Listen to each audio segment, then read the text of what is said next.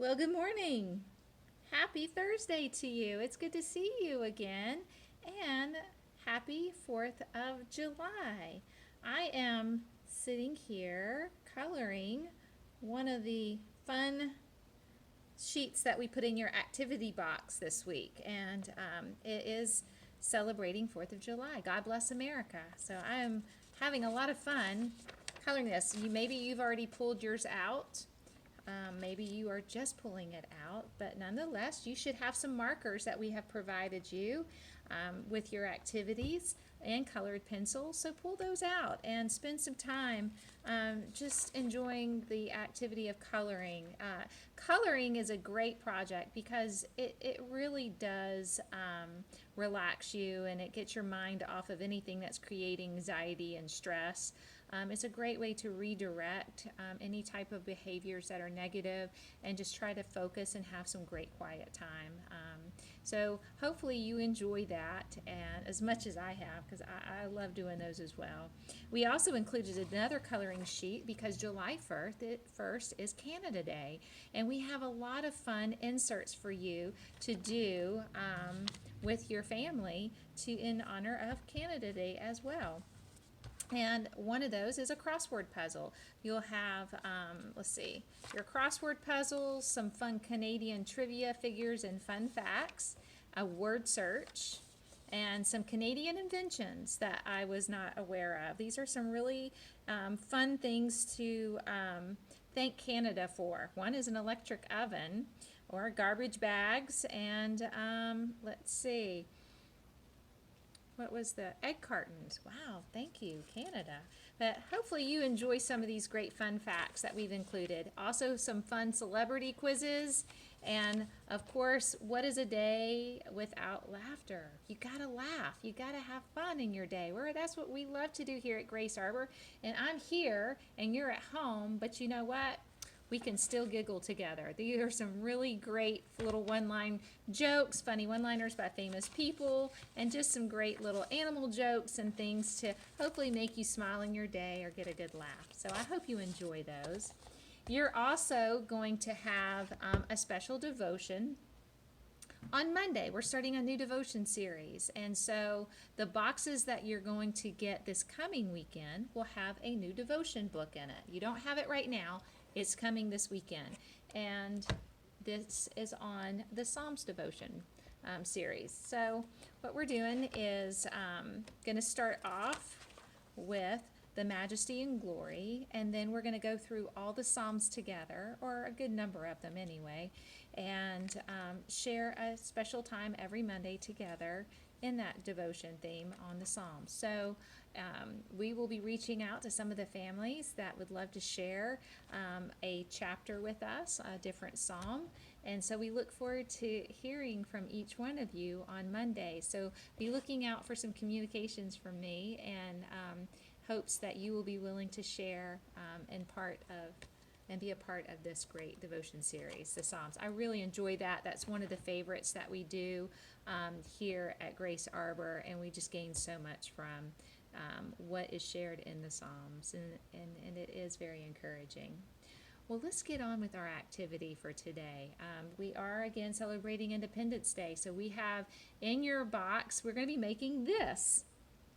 And I'm very excited. You're going to need a few supplies. Let's see. One is you're going to need probably a little paper towel. I pulled one out, and you're going to need a little dish of water. And you're going to need some tape. You might want to get some tape. And then a little paint tray. If you don't have a paint tray, just something that you can put some paint on. And then, of course, you're going to need your set of paints that we give to you all. So I'm going to pull out my red, my blue, and I'm going to pull out my white. So it's very patriotic. And then you are going to have a little baggie, and it's going to have a template in there. It's going to have a star. You're going to pull that out. And then you're going to have 3 stickers, and we're going to use that on our wooden block before we paint. So you're going to kind of get those situated. And then of course you're going to have your block. You're going to need that. So one of the things I love about doing crafts like this is you can spend so much time reminiscing. Spend that time with your family and talk about the different memories that you have had from growing up, about what you did with 4th of July. Where did you celebrate? Did you cook out? Where did you cook out? Did you go out of town? Did the family come to your house? Did you watch the fireworks, and what was that like, and where did you go? I have so many wonderful memories of my childhood with going and seeing fireworks or going to cookouts and being with family and friends. And as I got older and was married and had children, we also had some more fun memories to be able to reflect on, being able to take our children to the fireworks and things like that. Here in Lawrenceville, we love to go out on the lawn and do some fun activities with the city of Lawrenceville, and they do a fantastic firework display. And so I know this year is going to be, again, it's going to be different, and we're not going to have all the fireworks that we're used to seeing. There'll probably still be some from people buying some fireworks, but this is a great time to talk about all those great memories. Maybe if the weather's great, y'all can do a cookout, be outside, do some horseshoe or some other outdoor games, be surrounded by folks that are in your house, where y'all can just have some special time together. Maybe have some others that are social distancing that can be a part of your day. Maybe some of you love to hang around the swimming pool on 4th of July. But talk about those different things and those wonderful memories, all the way from your childhood up to being an adult, and what that looks like for your family, for your loved one with dementia. And then talk about the senses. What do you smell? What do you taste? What do you hear? What do you see? There are many things that you can do while you are doing this craft together, and incorporate different ways to keep your family stimulated and just thinking of different ways to reminisce and to do things together. So let's go ahead and get started. So what we're going to do is take our white paint. Let me open that up. I'm going to put a little bit on my paint tray. Take a little bit of my red. Did I get it? Oh, I guess I did. All right, we're going to squeeze some of that red in there. Make a good mess. Look at that. How about that? Let me just dip that in there for a little bit. And our blue. It's no fun if you're not going to make a mess. Anyway, we have our red, white, and blue in our paint tray. What we want to do with our block is we want to paint the whole thing white. Okay? If you're wanting it to look just like this one, we paint this whole thing white. So I'm just going to go through this, and you're going to want to notice that on this block that all the sides are painted. You see that? So you not only want to paint the surface and the sides, but you don't worry about the back. The back's going to stay blank unless you want it painted. You don't need to. Make sure you have some newspapers down, or a tray like mine. Some clothes that you don't mind getting paint on. So this looks like it might take a good bit of paint. I'm going to leave mine just kind of make it look like it's just kind of a washed look. So it's not a real thick white. Maybe you'll want a few layers, but just kind of figure that out as you go along. Okay.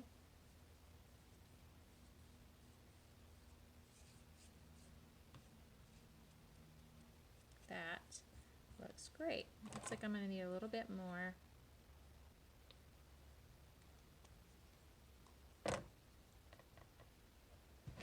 Get my sides.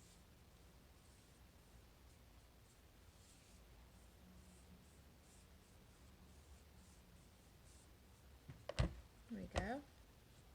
I'm going to go ahead and get sides over here. And take your time with this. There is no rush to start and finish this project right away. I mean, this is, again, something that if you want to take a few days to do, that's fine. Pace it with whatever works best in your day. Sometimes it's nice to have a project to just go back and revisit, and do over a period of time. Whether it's a day or multiple, more than one day. Just always good to have some kind of project to go to when you're looking for something to stay engaged, right? All right, so my layer's not real thick. I just kind of did a little bit of a whitewashed look, I guess. And it dries a lot faster, so which is good for me for the sake of time on your video. So we're gonna proceed on to the next step. But I just painted my edges white, and I still have my back one to do, but that's all right. So we have the first layer done, and then you're going to take your stickers and put the letters USA on your block. These stickers are not going to stay on there permanently. These are temporary while we paint.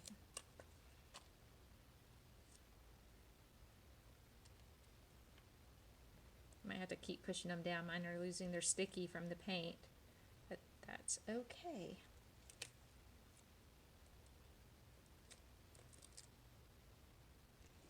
Let's see. Oh. All right, so I have my letters on here. And you should have a sponge included in your box. And you can either use this sponge or a paintbrush. It doesn't matter. You choose. But I'm going to dip this in my blue paint. And notice that we're just making a little covering around the letters USA and just kind of making a square or whatever that looks like for you. So I'm just going to dab this paint that's on the sponge all over those letters USA.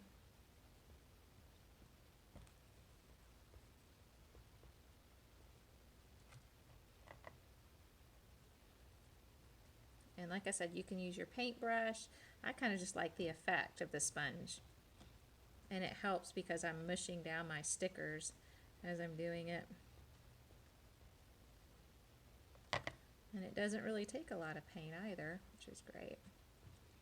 You don't have to push down very hard. You can just kind of dab it all around.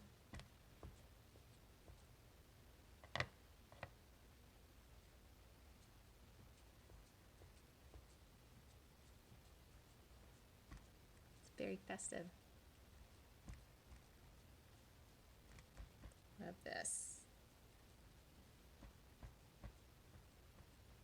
Yep. Just going to hold that down a little bit.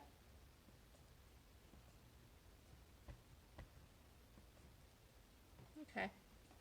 Now my stickers keep coming up, but like I said, I'm not going to worry about that because they're not staying on there.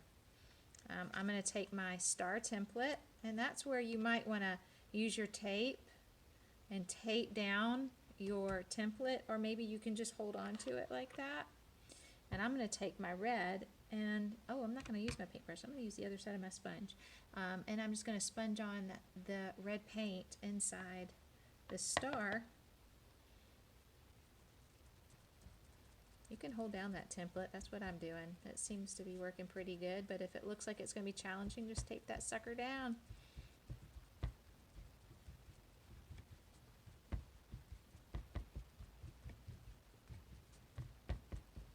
Awesome. Well, look at this. I'm going to take off my template.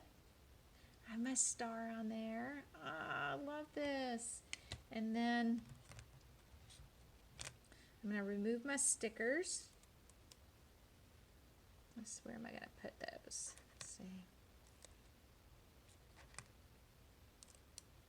Look at that. How about that? That's going to look good up at my house and celebrating as I decorate for the 4th of July. No matter where I put that, I know it's going to look great. I love that it can stand up by itself like this. So whether I put it on a mantle or on a table or on a shelf, it'll look really great. Maybe you could even put your name on the back of this and maybe put the date and the year, something special about this year.